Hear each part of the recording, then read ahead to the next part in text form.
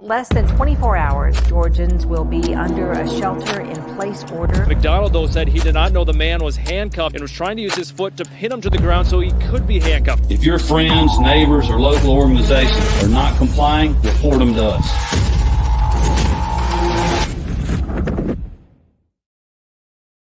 Howdy, y'all, and welcome to the Free Georgia podcast. My name is Jake Green. Thank y'all so much for tuning in today. It's been a little while. It's been maybe 4 weeks since I last recorded one of these episodes. Apologies for that. Like I've said before, I'm building a house in Montana, and it is exhausting. And we're currently in the process of trying to list our house here. It's just, moving and all that is tiring and time consuming and it leaves you exhausted. So that's kind of what's been happening over here. I'm going to keep trying to get these out on time and consistently, but there will be times when I fail to do so. So apologies in advance. And let's get to it today. If you have any questions about the Libertarian Party of Georgia, go to lpgeorgia.com to learn about what we're doing around the state to spread freedom and liberty.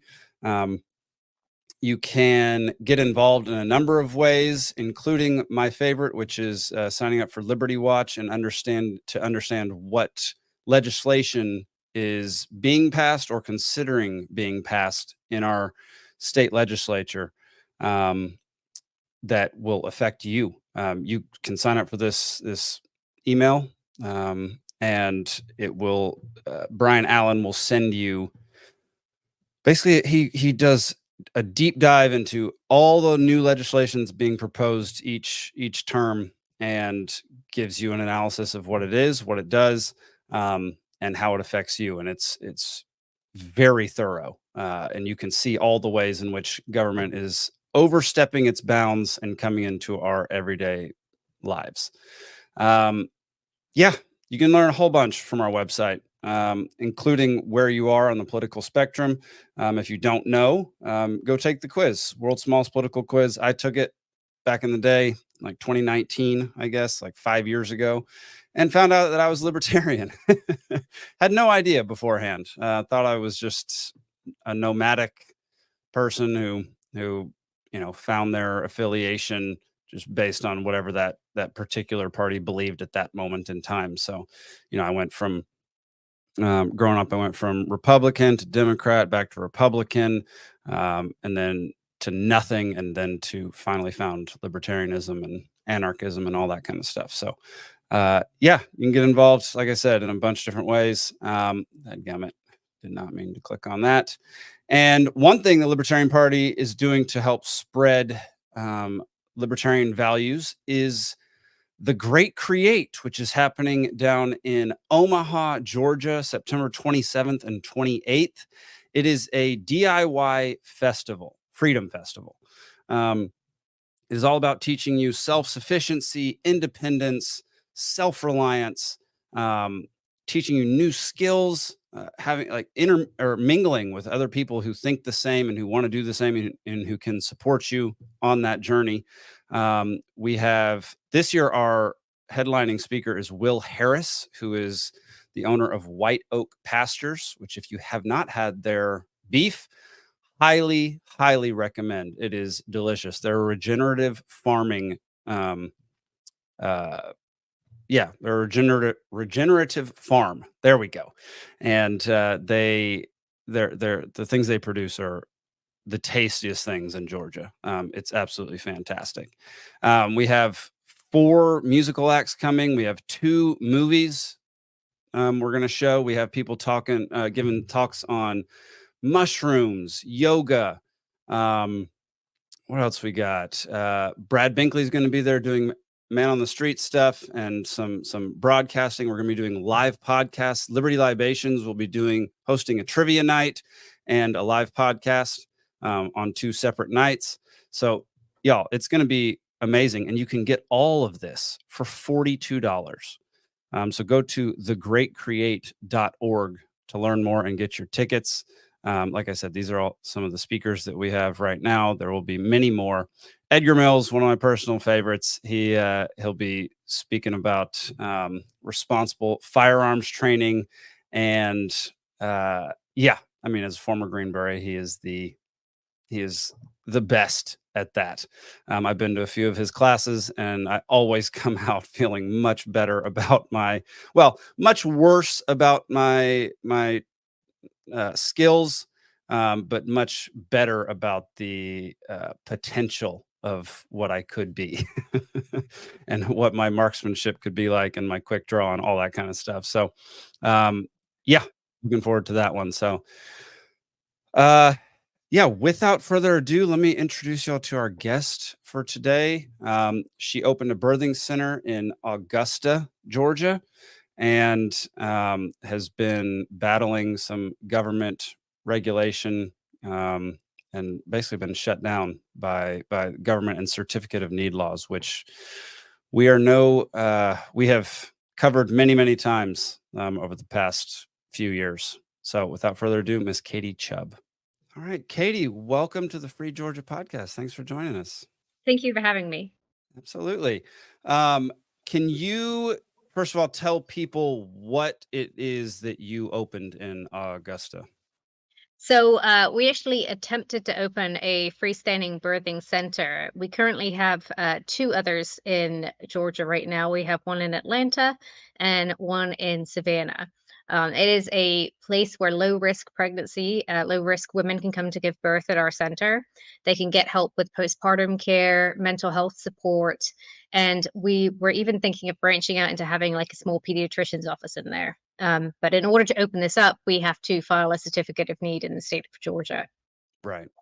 Yeah, and we'll get to the certificate of need here in a minute. Can you tell us about the ones you said Savannah and Atlanta? Yes, we did have another one in Forsyth, but sadly that has had to stop running. So Atlanta is 2.5 hours away. Savannah is almost 3 hours away. I drove to the Atlanta Birth Center for my first pregnancy because I wanted a birth in a pool. I wanted very hands-off, very minimal amount of medication, just something a little bit more natural.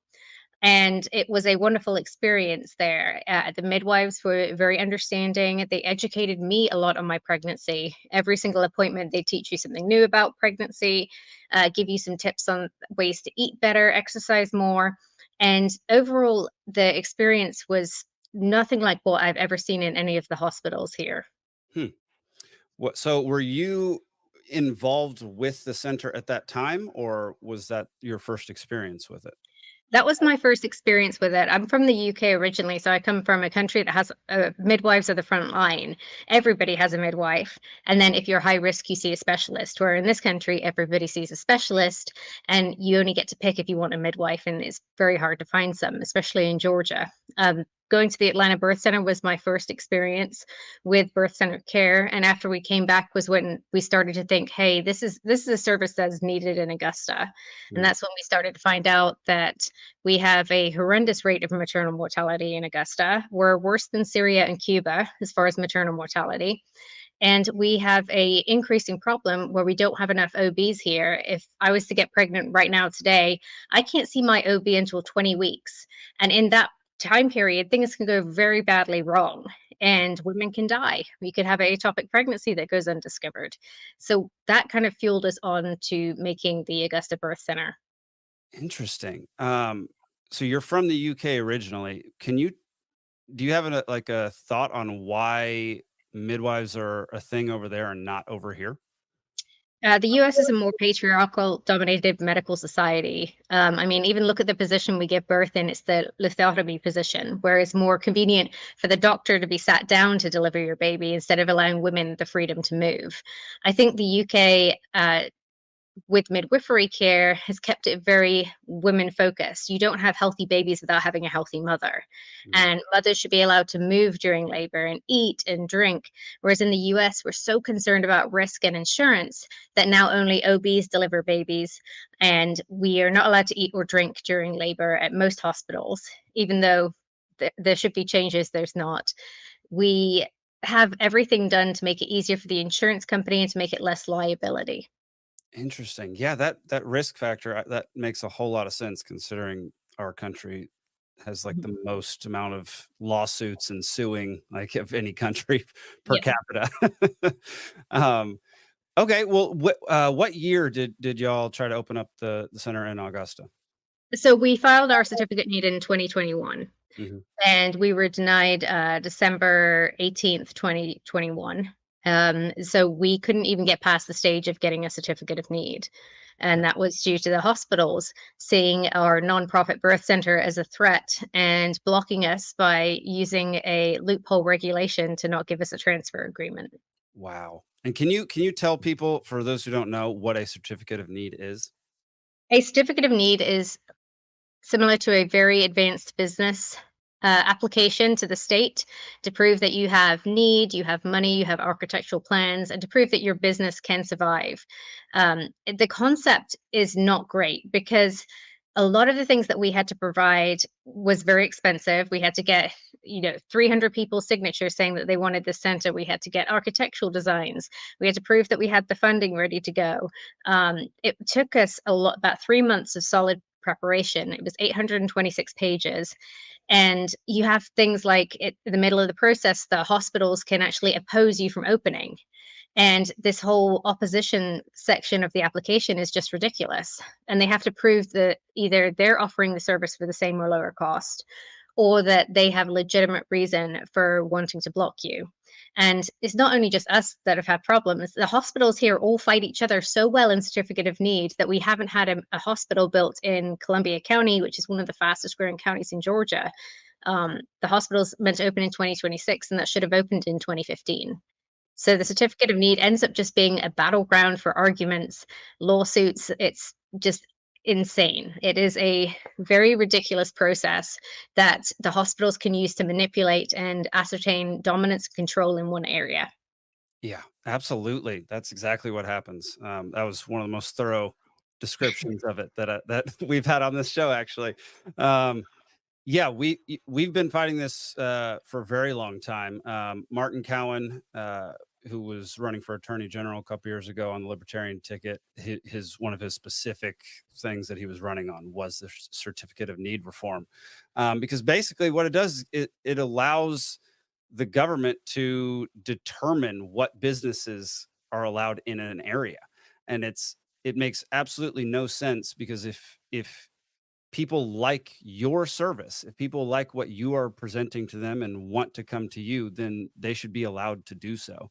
And what's even more is there are members of the boards of these hospitals that are in government or know people in government and have a lot of money to throw at these people. And so it's a massive conflict of interest when you see who these people are that are making the regulations that are backing certificate of need laws and all this kind of stuff. All right, so they wouldn't let you open, right? Did you ever get a chance to open? We never got a chance to open. Our application was denied, and in the denial meeting, they said you met every single need. Your money was on point, every single point. And the assessor said, "I know there's a need there because I see these 300 letters of these women not getting services that they need. However, I cannot let you open because the local hospitals will not enter into a transfer agreement with you."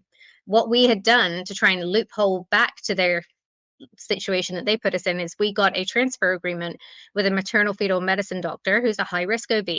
She has privileges at all three hospitals here. We'll admit through her. And they said that you can't do that either because that's not Augusta Birth Center to, let's say, Medical College of Georgia.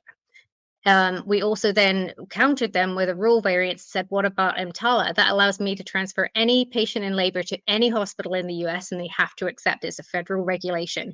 And that overturns your rule, the transfer agreement rule. And they said, we don't care. That's what we're going to have to deal with. So right after we dealt with that, we did find out two commissioners were in the pockets of the hospitals. We immediately got that information. I went into nursing school with the one of my passion is to get into the hospital and find out what's actually going on and who's in whose pockets. So I spent the past 2 years undercover kind of in the hospitals, learning the system. Mhm. Um, and on top of that, after this everything had come through. Americans for Prosperity reached to work things with us. Pacific Legal Foundation came forward and said, we want to sue the government because they're violating your 9th and 14th Amendment rights to open a business. And since then, we've had a lot of traction. Institute for Justice jumped on. We've had Georgia Public Policy Center. We ended up having about 10 different groups behind us trying to get rid of certificate of need. And we have made progress, I guess, in the process of certificate of need. We no longer have to file one as a birth center. However, we do have new regulations that is still blocking us, which says a birth center must have a transfer agreement or admission privileges. Both things we struggled to get the first time. They're not going to give it to us now. And what they've done now is they've said instead of a level 2 NICU, you need to partner with a level 3 NICU, which effectively rules out any rural county in Georgia from ever having a birth center. Wow. So they've actually, the certificate of need is gone, but now we have these rules that still don't allow us to open because they still will not answer emails about admission or transfer privileges with us. They are still continuing to block us. And so now we wait for another legislative cycle and try again to get these rules taken away. Wow. Yeah, that's like some presidential candidates have proposed a lowering of the income tax to raise, to replace it with raising tariffs on incoming products, which ends up doing the exact same thing. So you were able to fight the certificate of need. I know Brian Kemp signed something that lowered the restrictions on certificate of need, but then they come in and put regulations on you that weren't there before, and so now you have to abide by those, which basically leave you in the exact same or very similar situation as you were before. Exactly. And we're trying to see it as a blessing. It's great. Certificate of need is gone for us. However, these regulations are not going to work. And in fact, I feel like the Georgia, the Hospital Association is the big lobby group we've been fighting against. They spun lies about me. They tried to dig up a lot of dirt on me, found out I was extremely boring and had no dirt to be dug up on. They spread a lie that the hospitals had approached us with a transfer agreement and we said no. But the documentation was all public information in certificate of need that never happened. And the hospitals stated in their opposition, we will never issue you a transfer agreement. Wow. So one of the regulations that is in the current set that we need to abide by with the transfer agreement and admission privileges says that the hospital will not deny transfer or admission privileges for a certain reason. However, they've got lawyers. They can find a way around this regulation very easily. So we're kind of back in square one. My board and I, we're going to try again. We're trying through our attorney to get a transfer and admission privileges. It's not looking great. We're still being blocked. So this is going to be a 10-year battle, I think. I think we're going to have to keep fighting. We're already on year 3. So I think we're going to have to keep fighting a little bit longer. Well, what is it? So you've been fighting for 3 years, and if you think you're going to have to fight for 10, what is it that keeps you going? Like, why do you want this so badly? Firstly, I think it's that the amount of emails I get from women saying, if I would have had this birth or this place to give birth, I would have had a very different outcome. I wouldn't have been spoken to inappropriately by a doctor. I didn't feel comfortable having a male doctor because I was a victim of sexual assault. I wanted an all-female team. It's also education. As a nursing student, I can't tell you the amount of people I have to educate in my own nursing group or cohort about things like breastfeeding and what's normal for infants. It's definitely the education and empowerment aspects that keep me going. That, and when I first started Certificate of Need, someone said to me, this is a game of chess for the hospitals. And I said, I love chess. This is great. And we had a backup plan in our head knowing this might be a fight. I also think it's freedom of your rights to choose where you want to give birth and how you want to give birth. And that should not be suppressed by the government, and especially lobby groups who are bribing the government to make them think they're doing a good choice when they're actually just suppressing it more. Absolutely. Absolutely. It seems like a lot of organizations have backed you and come to your aid. How does it feel to have these, like, so many people come together and try to help with this situation? It feels really good. I don't think we would have got as far as we had gotten without them. It's been a really good start. I told them all that we need to keep going because the regulations are still going to block birth centers. There's a birth center in Forsyth that had transfer and admission privileges to a local hospital. Well, the second the rules changed, that hospital just pulled their transfer and admission agreements, so now they're shut down. So hospitals have now figured out that they can also shut us down as well as prevent us from opening. So we've got more of a fight to keep going, especially for our other businesses in the state, that we all work together and try and figure out a common ground to keep birth centers as a viable option for women. Wow. I know you have to pause in a minute to go take Oh, care. it's okay. It's all good. Yeah, just let me know whenever that needs to happen. Okay. So you said that these regulations will make it almost impossible for rural areas to have a birthing center. What is it? Oh, aren't there already a lack of hospitals in rural areas? And wouldn't the birthing center be a good solution to the fact that there are fewer hospitals in these rural areas? Absolutely. And the certificate of need knows that they've shut down half of these rural hospitals. The certificate of need was put in place to stop monopolization and encourage rural hospitals, and it's done nothing but the opposite. We have, I think we have 81 counties with no obstetric care in Georgia, and this is a medical crisis. So we need more birth centers. We need a lot more help to get this word out, and we do need less legislation pushing us to close or to shut down or to never open, because what we're going to find is women are going to go back to giving birth at home with unlicensed professionals, and we're going to end up with some serious crises on our hand if we don't give women more options. Yeah.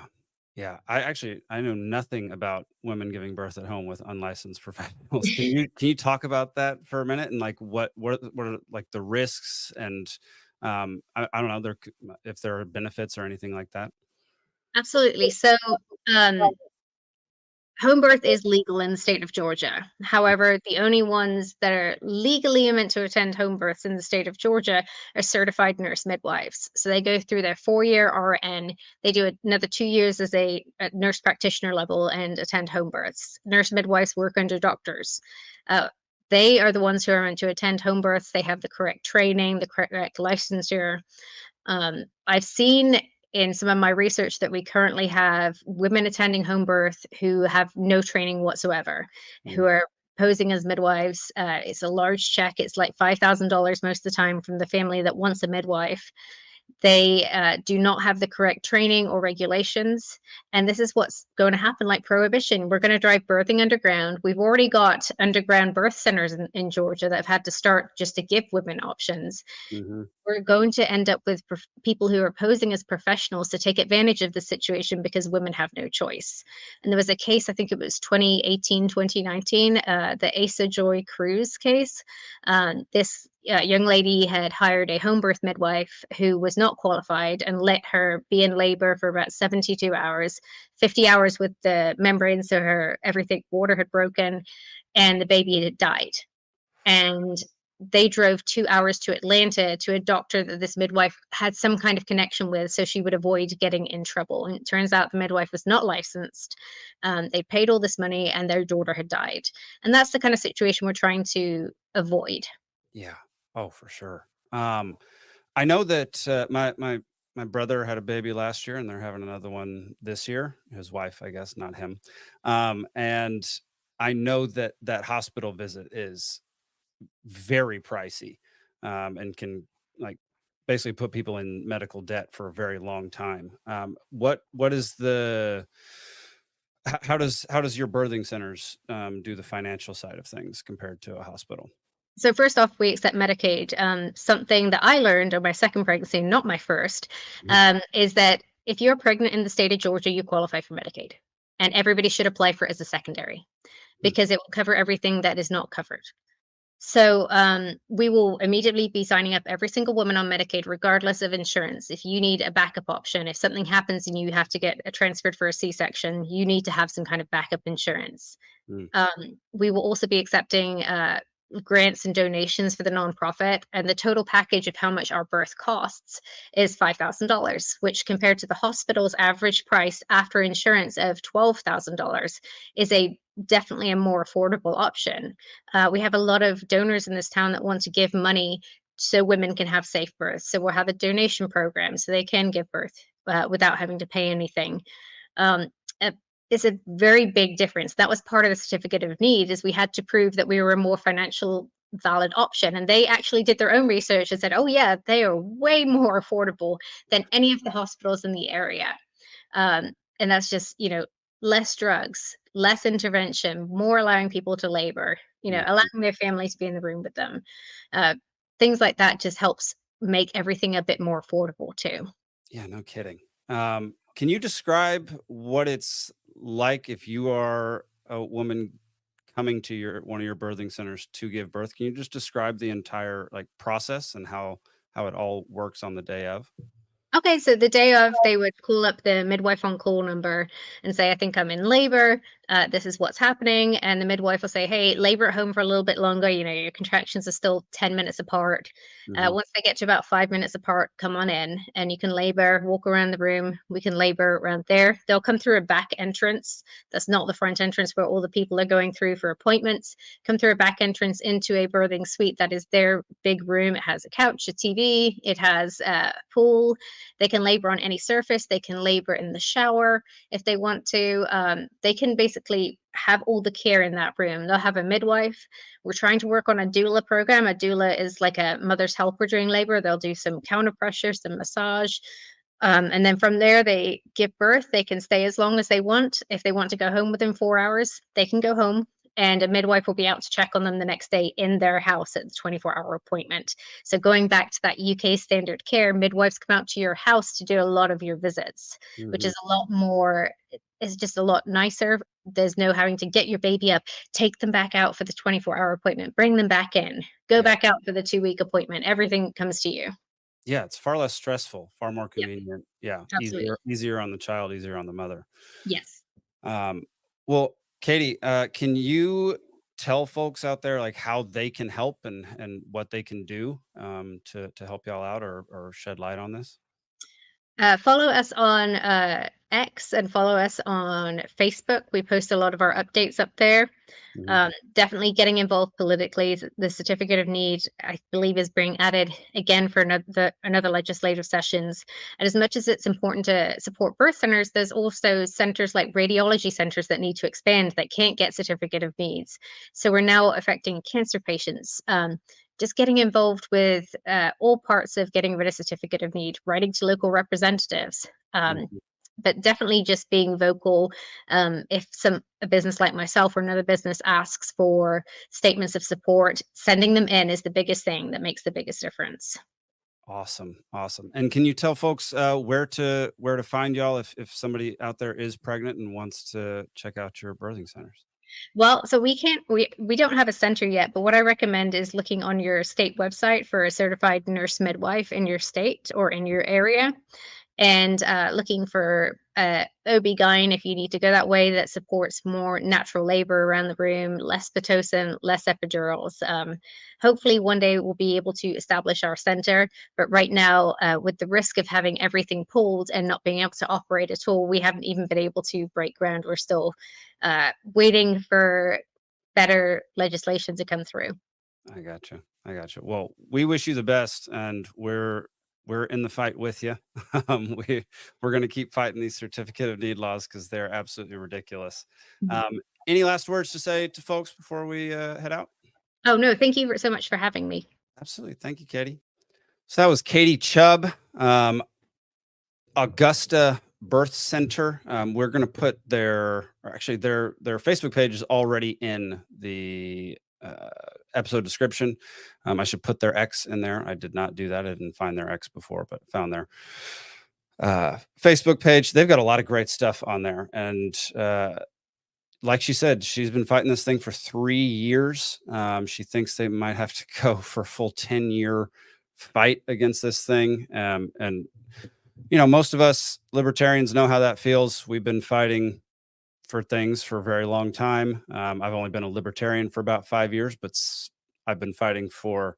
I mean, certificate of need is one of the very first things that I heard about when I joined the LP. So it's already been a 5-year battle, and we got a little bit of progress when Kemp signed the lower restrictions on certificate of need this year. But and I didn't know this, but she just laid it out there that they put in more regulations to compensate for the fact that the certificate of need law was reduced. What a waste of time. What a stupid, invasive, idiotic thing government is on our everyday lives. It makes it impossible for people to actually just live a perfectly free and perfectly free life and do what they want if they're not hurting other people. It's astounding to me sometimes, and I get burned out a lot and then remember why I'm doing it and then come right back. So for anybody out there trying to help, go visit their Facebook page, go visit their X, write your representatives about certificate of need laws. Go look it up. You can go. I did an episode with Martin Cowan in the past. Our episode with Tia Severino got taken off of YouTube, so go watch it on Rumble. We got a strike for that one. I think a couple strikes for that Tia Severino episode. And I think we've done a few others on certificate of need over the last few years. So go check those episodes out, learn more about it, figure out what I'm sure we have a list somewhere, but figure out who your representatives are, send them an email, give them a call. It's so easy to get in contact with these folks. You can get their phone number and they will pick up their own phone, because it's not like state representatives make a ton of money and have all these assistants. Like, I've called state representatives and they answer the phone. Then you get to talk with them and you get to be a real person. And you get to let them know exactly like how you're feeling and what the feeling is around, from the people that you are around all the time. So that's a very powerful way to try to influence policy change and influence policymakers. All right, y'all, that'll do it for this week. Make sure go get your tickets for The Great Create at thegreatcreate.org, happening September 27th and 28th in Omaha, Georgia, just south of Columbus. We'll see you next week. Peace.